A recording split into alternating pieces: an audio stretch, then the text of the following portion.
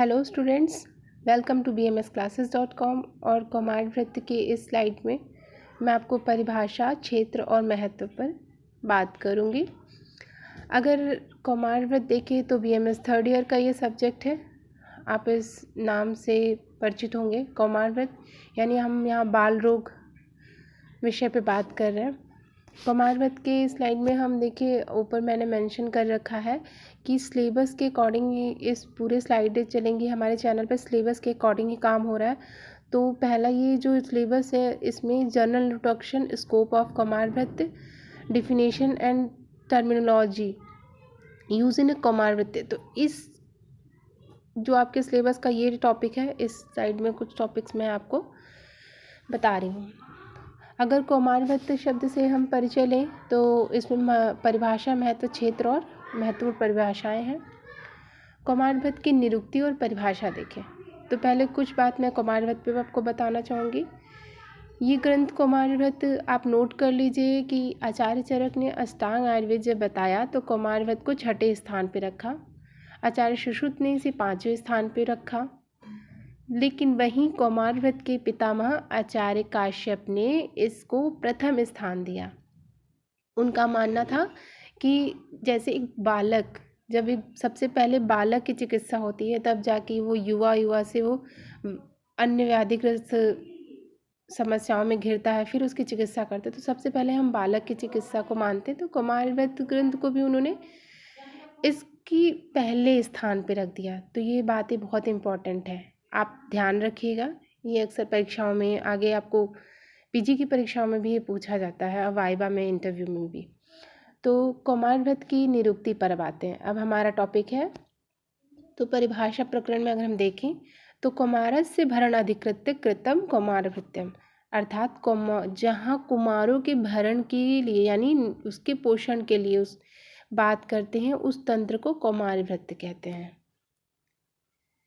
आगे बहुत प्रसिद्ध एक इसका परिभाषा है जो आचार्य सुश्रुत ने अपने सूत्र स्थान 1 में बताया है कि कौमार वृत्तम नाम कौमार भरण धात्री क्षीर दोष संशोधनार्थम, यानी जिस तंत्र में कुमार का भरण पोषण, धात्री यानी माता जो दूध पिलाती है बच्चे को, धात्री के क्षीर दोषों का संशोधन कर, यानी धात्री जब दूध पान कराती है स्तनपान के समय, उसमें जो दोष हो उसके संशोधन कर्म भी।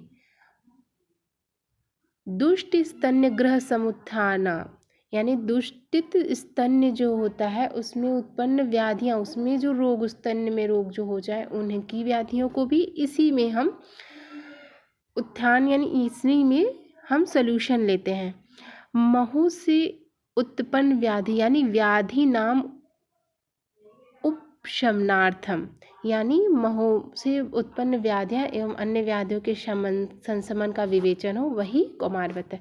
तो आप बहुत ध्यान से देखिए कि जिस तंत्र में कुमार का भरण पोषण, धात्री के क्षीर दोषों का संशोधन कर, दूषित स्तन से उत्पन्न व्याधियाँ और महू से उत्पन्न व्याधियों एवं अन्य व्याधियों के संशमन का विवेचन हो, वह कौमार वृत्त है।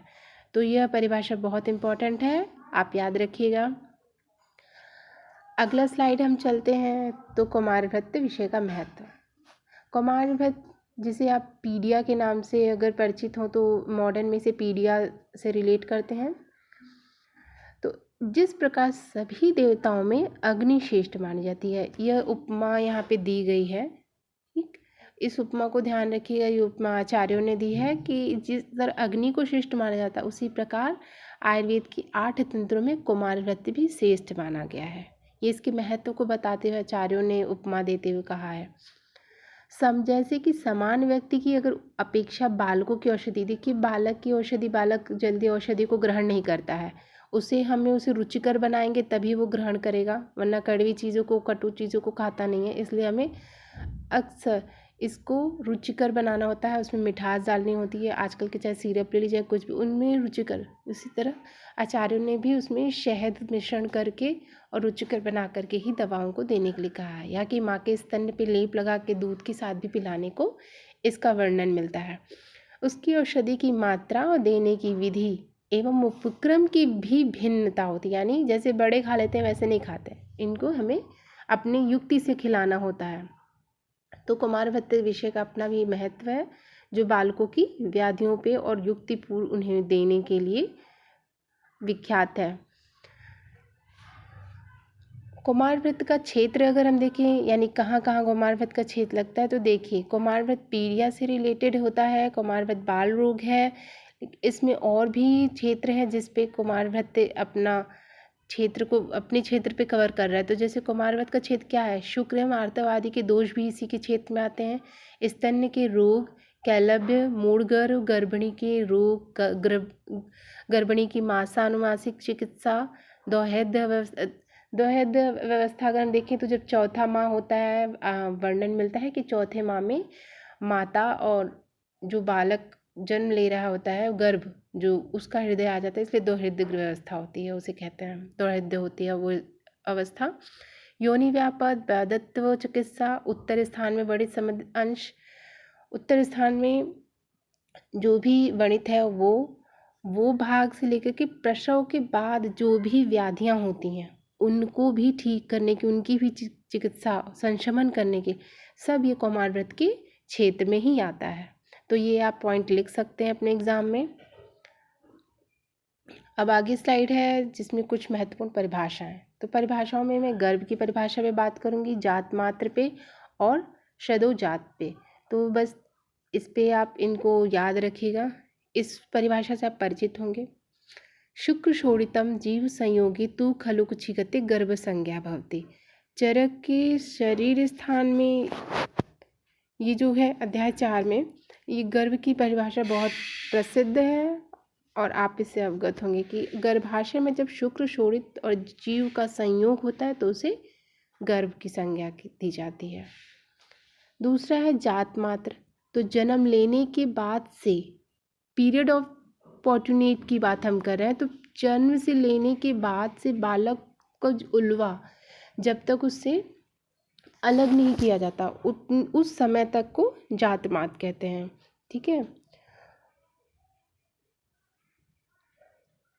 सदोजात की देखो, शदोजात जो शब्द है इस स्लाइड में हम शदोजात देख रहे हैं, तो वो शदोजात का मतलब होता है जो तुरंत जन्म ले रहा है।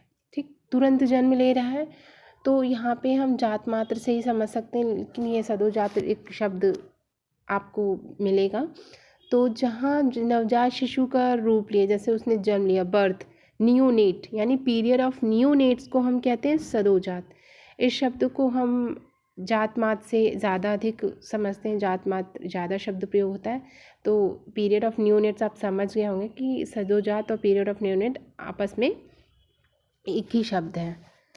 तो इस पूरी स्लाइड में मैंने आपको एक संक्षेप में बताया, ये इम्पॉर्टेंट आपके सिलेबस के पॉइंट्स हैं जो एग्ज़ाम में आपके पूछे जाते हैं 2 नंबर में, 5 नंबर में, तो ध्यान दीजिएगा।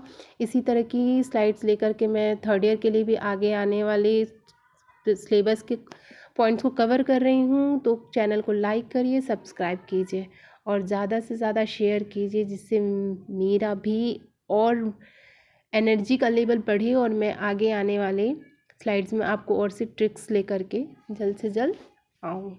Thank you for watching.